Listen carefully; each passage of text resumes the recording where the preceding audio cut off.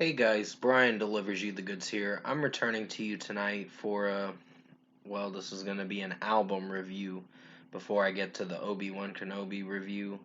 Well, this is actually going to premiere, of course, so like 10 or 11, hopefully tonight. If not, I'll premiere it sometime on June 9th, around midnight or so. But I'll decide what I decide to do for this premiere, but I'm returning to you for an album review, and this is for Motionless and White's new album, their 2022 album, for Scoring the End of the World, that I just got done listening to for this 50-minute album. So I'm going to discuss what I listened to for this, all 13 songs, and let you know my thoughts on it. So let's dive into this album review. Now, I did listen to it on I think I officially got it May 26th, I believe. So that's when I downloaded it, or May 27th. It was somewhere around there before Memorial Day weekend.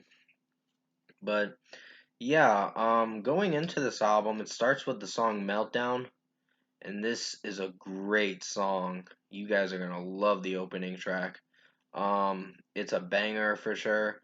Chris Motionless does pretty epic screams and some weird electronic synth vocals too, and some electronic synths in the song as well. And I like the chorus so much; it's very catchy, and just the way Chris Motionless is singing the chorus sounds really good. And then the "You're all invited to a meltdown," and then the bridge part is the best part of the song.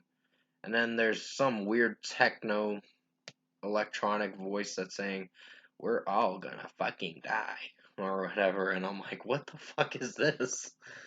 So yeah, it's a pretty intense song, but it's actually a really good song. I really enjoyed it for what it went for. So 5 out of 5 for Meltdown. Then we get to the next song, Sign of Life. And this has a lot of Breaking Benjamin feels in the chorus, with how Chris Motionless is really raising his voice. It sounds almost like Burnley Benjamin, or Ben Burnley, I meant to say, uh, or however you pronounce his name. Basically, Sign of Life is my favorite song. I love Chris Motionless's high pitched vocals in the chorus. Sounds really good. The chorus is pretty amazing, and it is a banger for sure. So, another good song on this album. So, Sign of Life's getting a 5 out of 5 for me on this one. Werewolf is a very experimental, but has some drum work in it too. This was a song I was not sure if I was gonna like, because it's very electronic-y, and it does have drum work. I'll give it that.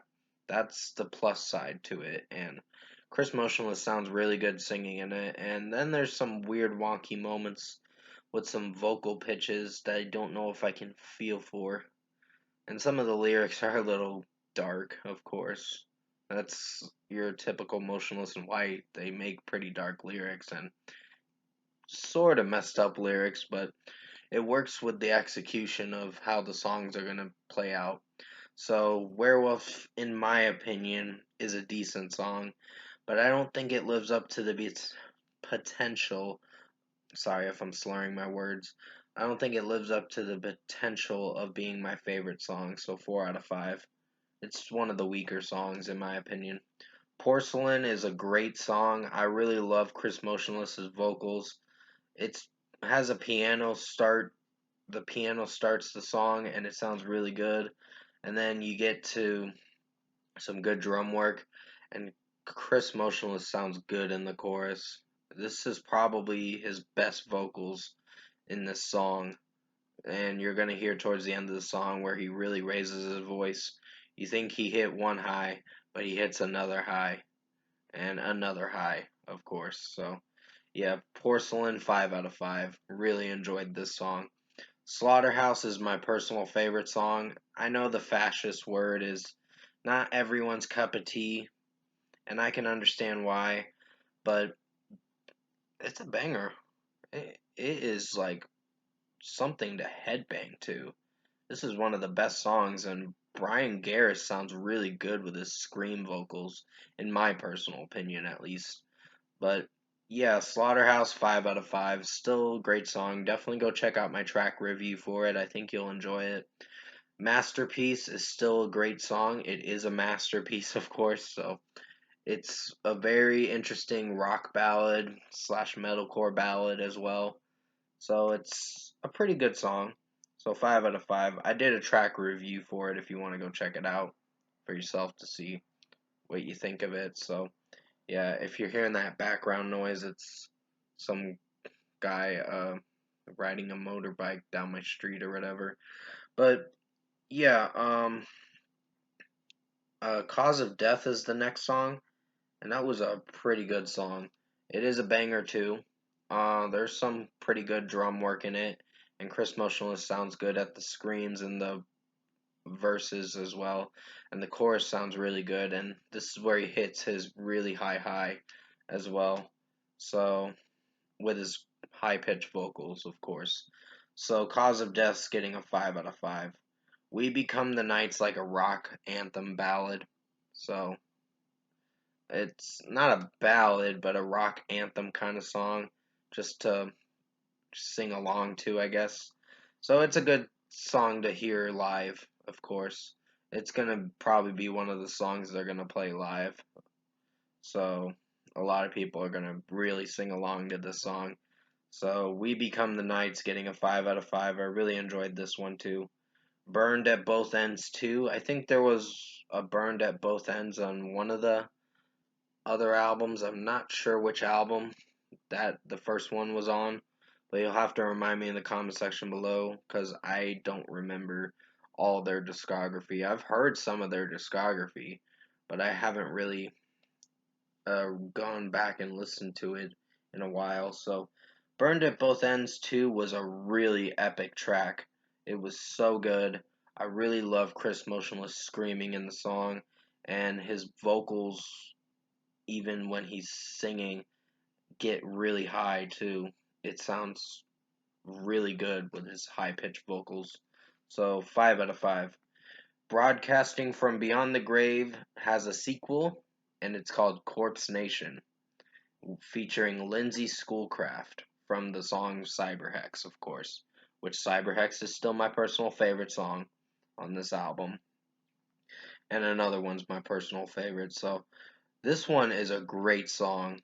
It's really haunting at some moments, but when it comes in with the weird, ominous uh, melody, and then Chris Motionless singing the first opening verse to it, or sort of the chorus, I guess you could say, sounds really haunting, and it sounds really good. And then it goes into a scream, and then he just goes, go. And then it goes into some really good drum work and guitar work. So it's a really good song. So 5 out of 5 for Corpse Nation. Broadcasting from Beyond the Grave, Corpse Nation featuring Lindsay Schoolcraft. And we get to Cyberhex and another great song. Really love this track. 5 out of 5. I still love this track. The breakdown is great in the bridge part, and the way Chris Motionless is singing the song and in the chorus and screaming his lungs out too sound really good. So 5 out of 5. Red White Boom featuring Caleb Shomo. Great song. It's definitely a rocker, meaning it'll make you headbang a lot. So it's got really good guitar riffs. Drum work is great, and Chris Motionless sounds really good. And Caleb Shomo doesn't really come into like the bridge part of the song with his mostly his screams. You only hear him do screams. I thought he was gonna have a verse or something, or sing a verse two or whatever, but I guess I was wrong. But he still sounded good in the track with his scream vocals, so 5 out of 5.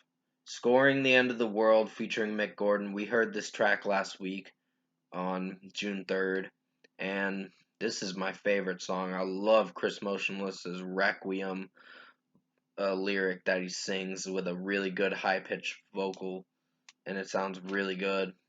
So 5 out of 5. Overall, production, mixing, and execution, I think Motionless and White Scoring the End of the World was a really good album. This is going to be on my best albums of 2022 for sure, because it's that good. And the only song I was a little disappointed with was Werewolf, but other than that, the album is amazing the rest of the way. You, if you thought Motionless and White didn't go heavy from their last album, think again.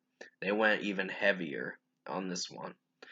And this is the heaviest they've gone in quite a while since Graveyard Shift and Creatures and all those other albums. Even Disguise was a heavy album too for what it was going for.